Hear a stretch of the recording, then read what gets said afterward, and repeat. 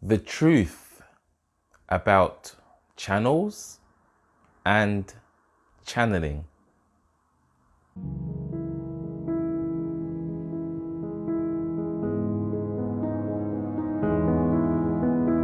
Peace once again, my fellow expressions of consciousness. If you're new to this channel, what I do here is I speak about how you are not a limited being, and I help point you out of that limited belief. Channeling and channels. I don't think I've spoken on that thus far on this channel, YouTube channel. Speaking about channeling on a channel.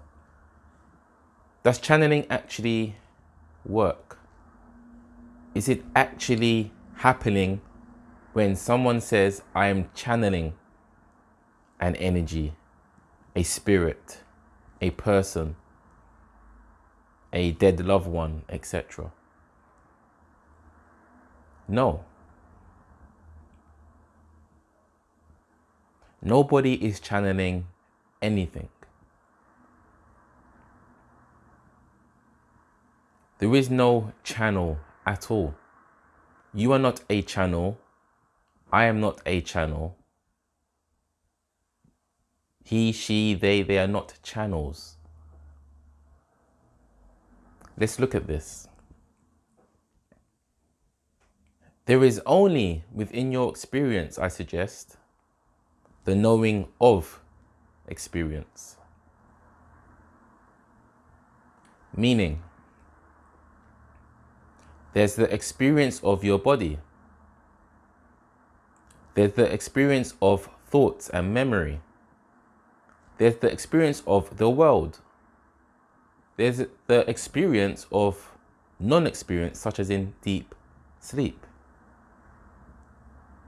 You know you didn't dream the whole night, so you experience the lack of the dream throughout the whole night. All of these experiences of the phenomenal and the non-phenomenal are known. To use a word, they are known by that essential you that you truly are. Thus, everything owes its so-called existence to knowing. When I say your knowing, I don't mean the person you believe you are has its own knowing. Your name is Kelly or Winston. Winston has knowing, Kelly has knowing, Ben has knowing, Jamal has knowing. No. Jamal, Winston, Kelly, any identity you call yourself, any thought that claims to be the thinker, these are all a part of the experience that is known. So the knowing is never from the person, although it may seem to be. This is the Maya, this is the illusion, this is the ignorance. Not in a negative way. Ignorance just means lack of knowledge. This knowing that all experiences arise or reveal themselves to absolutely has to be present for any experience to be recognized. You cannot write on a chalkboard without a chalkboard. The world cannot be in space without space. All so-called things need to be held or surrounded by something for us to be aware that's a thing. We need that distinction. That which is allowing the distinction of experience to be known and not known has to be, I suggest to you, devoid of the limits of that experience. For example, you can see your hand. So seeing the hand can only occur clearly if what is behind the hand is clear. This allows the edges to be seen. Oh, the hand is here. If somehow what was behind this hand, or your hand, was exactly, I mean exactly the same color, and the lines carried on, the same shading, you would not be able to pick out the hand. It would just be one blank image. Not the best analogy, but I hope you understand what I mean. So, to channel something is a belief of a person, but the person itself is the experience, not the experiencer. So saying I'm channeling right now, what's actually happening is that which is distinct from the channeling, from the experience, is observing an experience of a thought claiming to be channeling.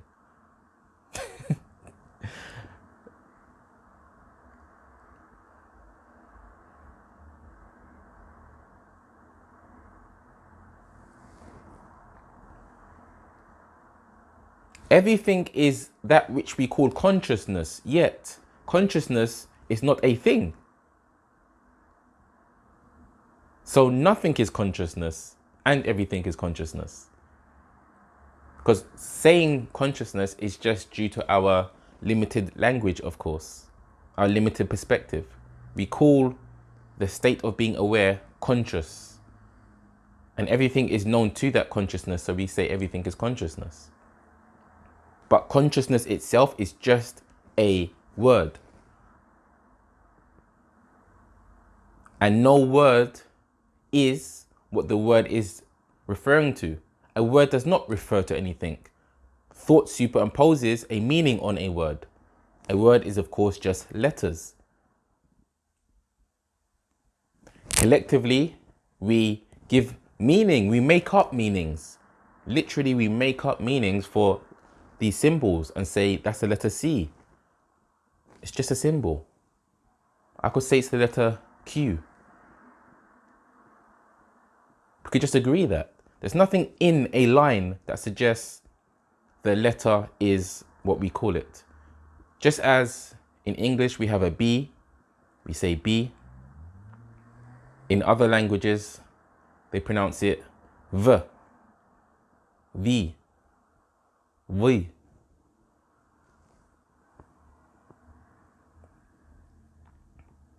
So even consciousness is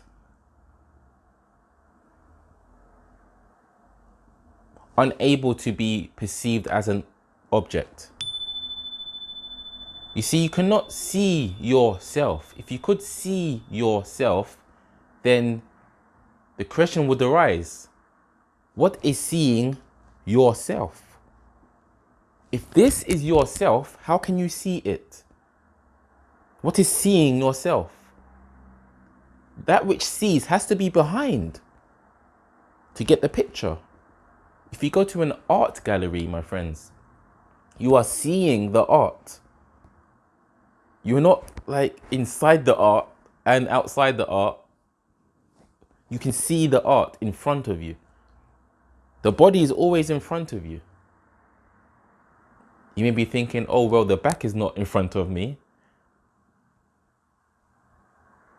The back is not in front of the vision, but it is in front of, so to speak, that which is experiencing the back, experiencing the body. Because the sensation arises, and that sensation itself is seen, to use a word, by that which is aware of sensations. All experience is so-called in front of. I say so-called in front of that which is experiencing experience, because truly this is really a huge thing to try to understand, but I'll say it as I like to give you truth only. Truly, that which is experiencing experience is not separate from experience.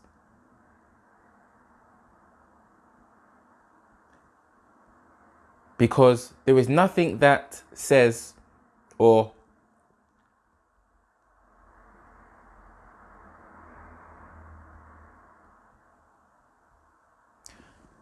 to say that the experiencer is separate from the experience is to suggest that you have experienced, I know I'm saying this word a lot right now, a thing, an object, without experiencing it. I'll say that again. It sounds crazy because that is what one would be saying if they say the experience is separate from the experiencer. I don't want to keep using my hand. I always use my hand. I use this glass. Okay, here's a glass, empty glass. Or is it full glass? So, to say this glass is separate from experience would be to suggest that it is possible to experience this glass without experience. How could you know there's a glass without the experience of a glass, without the experience of without experiencing? Try to experience this glass right now without experiencing. Try to experience your body without experiencing. This glass can only be known, I suggest, by anyone or animal with experiencing that which is experiences. I say that because it's not a thing. You see how words are impossible to point exactly to what truth actually is, but we can use words to understand as much as we need to. So let's say right now I know there's a glass, but I'm not experiencing it. Well, that would be an experience of not experiencing a glass. Do you see? So it wouldn't be completely sincere of ourselves if we understood the question to say that we can experience something without the experiencer, which means all objects owe their existence to the experiencer, or another word, consciousness. Thus, there has never ever been a separation. It only seems as though there is separation. Just as when you're dreaming, it seems as though there's a you person in the dream, but then you wake up and realize, no, it was just a dream. Everything was one. It's the same right now, my fellow expressions of the single consciousness. So when we see that everything is just what we call consciousness, to use a word, we then see that nothing can channel something. Nothing can be a channeler, because that would create separation again. That would mean there's a separate entity within consciousness. Like you are in the dream and you are separate from the dream, yet in the dream, channeling something within the dream. But it can't be, because you wake up and see that there was only one dream. You didn't bring the actual so-called physical body into the dream. It was a thought dream, a thought body, a dream body. So right now it seems as though there are people who can channel. That's fine, and there's nothing wrong with that. But this video is about the truth about channeling. So if all is one, how can there be two? If there is only consciousness, how can there be something else? How can there be different levels? Different gradients, different degrees? It seems as though there is, just as, to use a dream analogy again, it seems as though there is a hot, burning stove in the dream. That's a degree. The hot stove and the less hot ground. But then you wake up and see it was one dream. It just seemed as though there was different degree. So the truth about channeling and channels is that to say there was channeling happen is the misunderstanding that there is more than one consciousness. There are many consciousnesses. There's your consciousness and my consciousness, and that person's consciousness, and this entity's consciousness, and this spirit's consciousness. No, there is just that. And I've explained why already. There cannot be two within a single consciousness. And when I say single consciousness, even that isn't completely accurate. Because to say there is a single consciousness also creates separation. Because then one is saying there is me aware of the single consciousness. Then who is this me over here? This is why in many high-level spiritual teachings you will hear people say, don't talk, silence is the answer, etc. This doesn't mean silence as in literally don't say a word, although some people might take it like that. What it is suggesting, my friends, is that nothing needs to be done, because the doer that you believe you are is not actually solely who you are. You can actually just rest.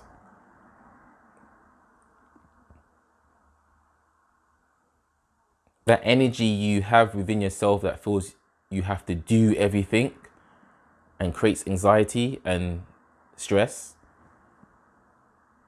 you can silence that by understanding that what you essentially are. When you find what you essentially are, when you find that you are that pure consciousness, you then see that everything else has to be pure consciousness too, to use a word.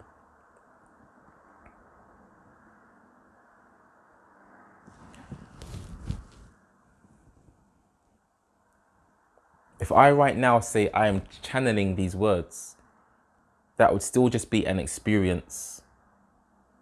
If you right now say you went to see a channel and they channeled some words, an entity, that would still just be an experience.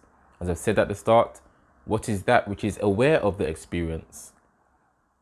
You can look up into the galaxy and see billions or trillions of stars. Even that experience of all those stars